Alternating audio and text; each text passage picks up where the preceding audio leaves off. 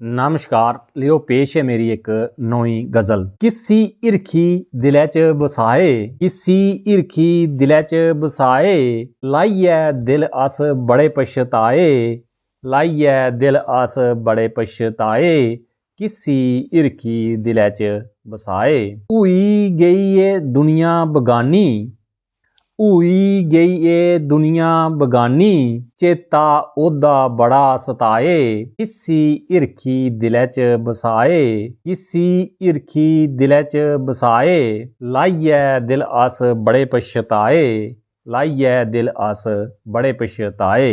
तारें च जियां चन्न कल्ला, तारें च जियां चन्न कल्ला, आस्सै पास्सै दिक्खी मन घबराए, आस्सै पास्सै दिक्खी मन घबराए, किसी हिरखी दिलै च बसाए, लाइयै दिल अस बड़े पछताए, लाइयै दिल अस बड़े पछताए।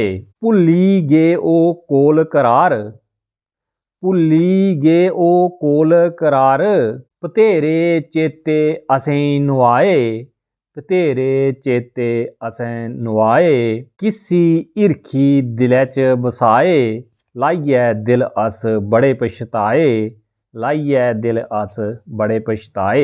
चैंतें दा लड़ पगड़ी भारती, चैंतें दा लड़ पगड़ी भारती, औखे सौखे दिन ए बताए, किसी हिरखी दिलै च बसाए, लाइयै दिल अस बड़े पछताए, लाइयै दिल अस बड़े पछताए, किसी हिरखी दिलै च बसाए, किसी हिरखी दिलै च बसाए।